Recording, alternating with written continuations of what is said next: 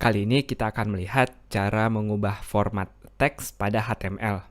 Untuk melihat listnya apa aja yang bisa kita buat, silahkan teman-teman membuka website w3schools.com. Di sini ada list lengkapnya. Yang akan kita ambil contoh adalah 3 yang umum digunakan, yaitu membuat tebal, membuat miring, dan juga untuk penekanan atau EM di sini. Kita akan lihat masing-masing.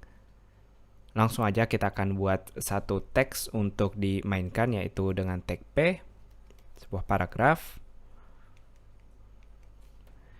Kita akan belajar cara memformat teks pada HTML. Kita akan membuat teks HTML-nya tebal, seperti yang kita lihat tagnya B, jadi tinggal dibungkus dengan tag B tadi. Kita lihat di halaman indeksnya. Ini dia pada bagian bawah, HTML-nya sudah lebih tebal sekarang. Lalu kita tes lagi pada bagian teks, yaitu untuk memiringkannya atau italic, dan pada bagian belajar kita akan membuat tekanan atau emphasize di sini. Refresh, teman-teman lihat. Ini EM, ini I, dan juga B untuk bold. Sekali lagi, kalau teman-teman mau lihat listnya, ada untuk membuat kecil, ada untuk delete, dia nanti seperti ada garisnya. Dan kalau mau ada warna atau highlight tertentu bisa dengan tag mark ini. Silahkan bermain-main, silahkan dicoba-coba. Sampai jumpa di video berikutnya. Di video ini kita akan lihat 3 tag baru. Yang pertama untuk membuat jarak dengan tag BR. Yang kedua tag kosong yaitu tag div dan juga tag span. Kita akan lihat kegunaannya masing-masing. Yang pertama untuk memberi jarak, nama tagnya adalah BR. Saya akan memberi jarak di bagian paragraf ini. Jadi setelah kata website, kita akan kasih jarak sekolah codingnya cukup dengan tag pembuka, tidak ada tag penutup. Kalau kita lihat sekarang, di bagian sekolah coding ini akan ada jarak seperti ini. Jadi kalau teman-teman mau ada baris baru, setiap teks tertentu silahkan menggunakan BR seperti ini. Penggunaannya bisa sebanyak yang teman-teman mau. Jaraknya akan otomatis memanjang mengambil satu baris kalau sudah ada 2 tag BR di sana. Saya akan kembalikan ke 1. Itu pelajaran pertamanya. Yang kedua adalah tag div. Tag div sendiri nggak punya tampilannya, jadi kita nggak bisa ngelihat perbedaannya ketika ada div atau enggak. Dia hanya gunanya untuk membuat divisi-divisi atau membuat bagian-bagian tertentu. Dia biasanya kita pakai untuk menggunakan layout pada HTML. Jadi misalnya saya mau bikin grup di sini, misalnya kode kita udah banyak seperti ini, lalu kita mau bikin dia grup-grup, saya akan membuat tag div di bagian ini.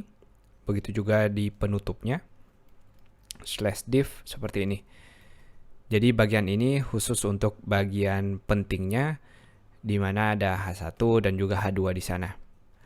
Kalau saya refresh sekarang halamannya, teman-teman nggak akan lihat perbedaannya. Karena sekali lagi div ini istilahnya tag kosong atau nggak ada artinya sebenarnya.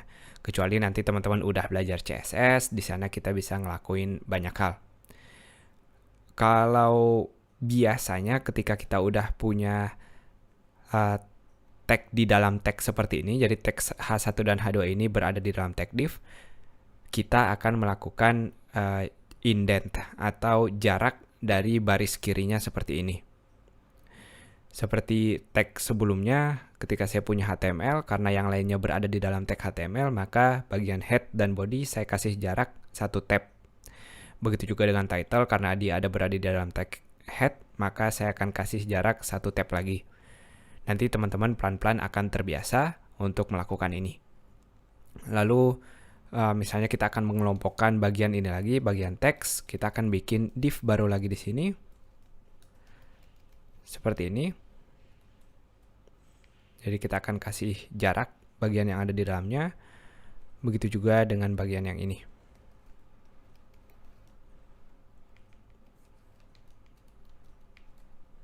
Jarak, jarak, jarak, dan penutup. Ini dia cara pembagiannya. sebelumnya nggak ada aturan khusus untuk penggunaan div ini.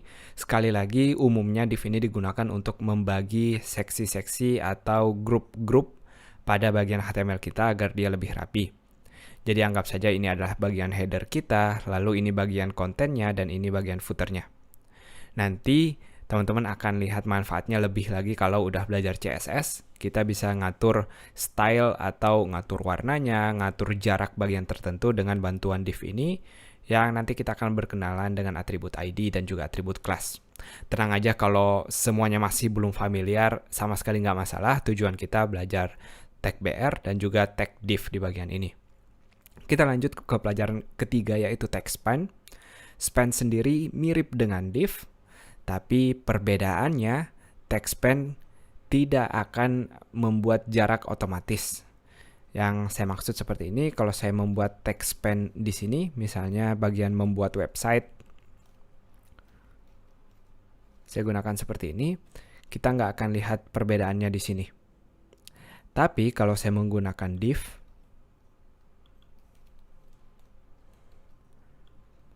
di bagian membuat website, dia seperti membuat jarak baru. Karena tag div ini, dia tergolong block elemen. Tapi span ini, dia tergolong inline elemen. Langsung kita bahas, tenang aja, kalau masih asing nggak ada masalah. Jadi block elemen ini adalah elemen pada HTML yang dia otomatis akan mengambil lebarnya selebar viewport atau selebar browser ini. Jadi setiap ada elemen berikutnya atau elemen sebelumnya, dia akan otomatis mengisi bagian bawahnya. Jadi dia udah booking selebar browser ini tempatnya, dia otomatis sudah selebar itu. Jadi kalau teman-teman lihat H1 ini, dia termasuk blok elemen. Karena teman-teman lihat H1, dia sendirian di sini. H2-nya nggak berada di sampingnya. Kita bandingkan dengan tag A ini. Tag A ini dia termasuk inline element. Saya tahu dari mana karena kita lihat di sini websitenya Facebook dan tulisan websitenya Twitter berada di satu baris yang sama. Padahal dia berada di tag yang berbeda. Ini karena dia inline atau secara default HTML akan bikin dia numpuk ke sampingnya. Berbeda dengan tag P yang ada di atasnya, tulisan selamat datang ini. Kita lihat dia punya tempat sendiri dan dia nggak ada di sampingnya seperti ini. Jadi itu dia, itu juga kenapa teman-teman lihat tag IMG ini, kalau dia berada di bagian atas, saya akan pindahkan seperti ini. Tag IMG-nya berada di bagian sampingnya, bukan di atas ataupun di bawah, karena IMG juga termasuk inline. Jadi itu dia pembahasannya sekilas tentang block dan inline. Jadi div ini termasuk block, dia akan ngasih jarak otomatis, tapi span, dia inline elemen atau tetap pada satu baris. Makanya teman-teman nggak lihat perubahan kalau saya menggunakan span di sini. Untuk sekarang, kita bisa lihat div dan span-nya ini nggak terlalu berguna, tapi nanti kalau teksnya atau kontennya udah mulai banyak, teman-teman butuh ngebagi-bagi agar lebih rapi, mau ngebagi bagian menu misalnya, lalu ada bagian untuk kontennya, bagian untuk sidebar, di sana div akan sangat berguna. Dan lagi kalau kita udah belajar CSS atau cara menghias websitenya, div dan span akan sangat-sangat berguna. Jadi sabar aja, ditumpuk dulu ilmunya, disimpan dulu. Sampai jumpa di video berikutnya. HTML punya banyak versi. Versi terbarunya adalah HTML5. Mungkin sebagian teman-teman udah pernah dengar.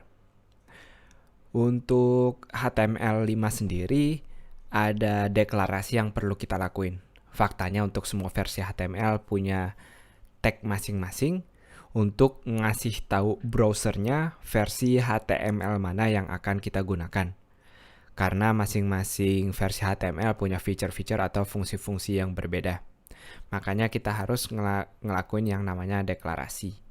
Jadi ngedeklarasinya sangat simpel. Untuk HTML5 kita hanya menulis tag pembuka, dimulai dengan tanda seru, lalu kata-katanya doctype, dan kita kasih jarak spasi dan menulis HTML. Sangat simpel seperti ini. Kalau teman-teman lihat, silahkan dilihat di internet untuk versi HTML 4 dan ke bawahnya sangat-sangat ribet, sangat panjang. Beruntung teman-teman lahirnya zaman sekarang, jadi lebih banyak kemudahan. Itu dia, sangat simple. Jadi gunanya hanya untuk ngasih tahu versi mana yang kita gunakan, dan doctype HTML ini untuk ngasih tahu kalau kita pakai versi HTML5. Sampai jumpa. Kali ini kita akan belajar tentang komentar pada HTML. Komentar, nulisnya seperti biasa komentar. Komentar ini gunanya untuk developernya atau pembuat kodenya sendiri, yaitu kita sendiri. Kita menggunakan komentar di banyak bahasa program. Begitu juga pada HTML, kita menggunakan komentar untuk ngasih informasi ke diri kita sendiri. Contohnya, misalnya websitenya udah lama banget dan kita takut lupa kode-kode ini gunanya untuk apa aja. Di situ kita ngasih komentar-komentar di bagian kodenya. Kita nggak perlu ngasih komentar di setiap baris, tapi cukup di bagian yang kita anggap penting aja, atau yang ada kemungkinan untuk bikin bingung di masa depan. Salah satu guna lainnya ketika kita melanjutkan kode dari orang lain, misalnya kita bekerja dalam tim, setiap tim punya pemikiran yang beda-beda, di situ kita perlu komentar untuk ngasih tahu bagian-bagian tertentu. Langsung aja cara penulisan komentar di HTML cukup unik, yaitu tanda kurung, lalu tanda seru, dan 4 baris, dan ditutup dengan garis penutup seperti ini. Komentarnya sendiri atau tulisannya kita tulis di antara 2 baris masing-masing. Jadi 2 baris untuk awal, 2 baris untuk akhir. Contohnya, saya akan menuliskan komentarnya di bagian ini adalah bagian awal, isinya tag heading. Untuk bagian kedua, saya akan copy paste konten dari websitenya, dan bagian akhir ini isinya adalah tentang formatting dan iframe. Jadi mewakili bagian-bagian masing-masing. Teman-teman juga kalau mau lebih spesifik, misalnya mau taruh di bagian ini, tapi sekali lagi sangat jarang digunakan. Nanti kita nggak akan lihat perbedaan sama sekali pada browsernya, karena komentar ini bukan untuk user, bukan untuk yang buka websitenya, tapi untuk kita sendiri, untuk kita baca.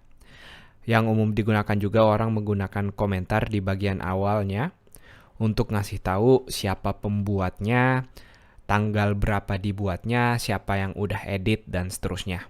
Jadi itu dia sekilas tentang komentar.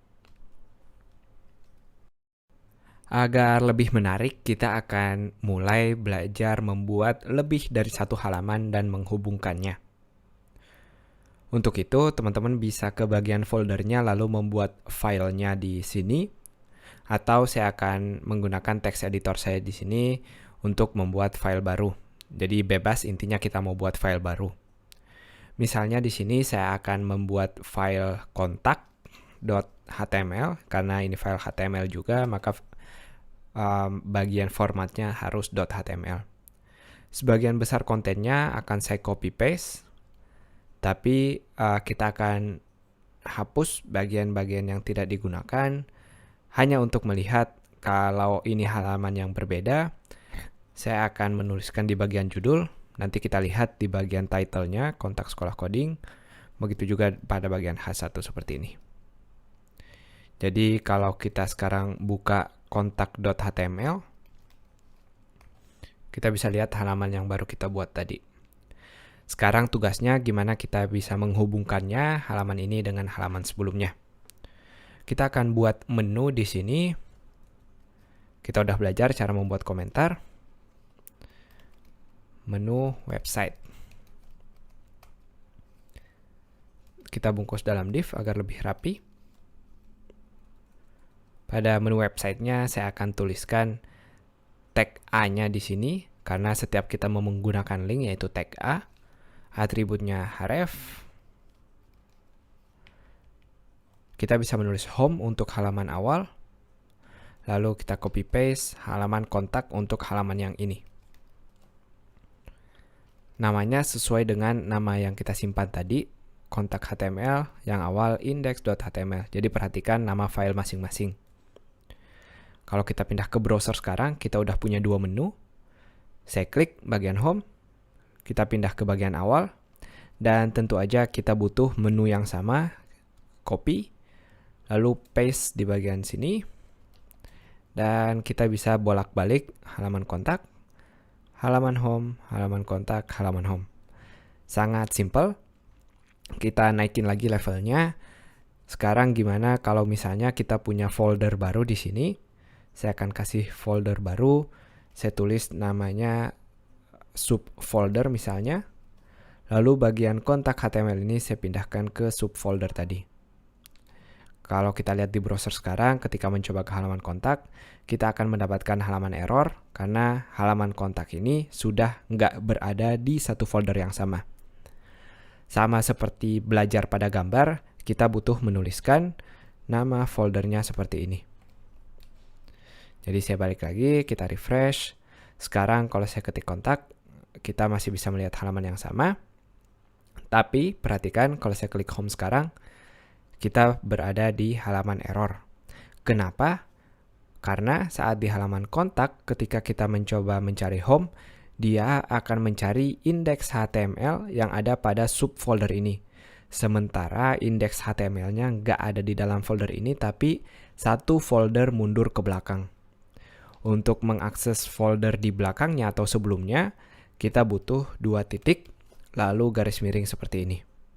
Kita buktikan apakah berhasil dengan kembali ke halaman kontak, lalu ke halaman home, berhasil. Kembali ke kontak, kembali ke home. Jadi saya rangkum sedikit, untuk mengakses file yang berada di dalam folder tertentu, kita menggunakan subfoldernya, lalu garis miring nama file. Kalau foldernya berada di bagian sebelumnya, maka kita menggunakan 2 titik, lalu garis miring. Kalau dia ada di 2 folder sebelumnya, tinggal ditambahkan 2 titik lagi, lalu garis miring seperti ini. Itu dia, semoga jelas. Sampai jumpa di video berikutnya.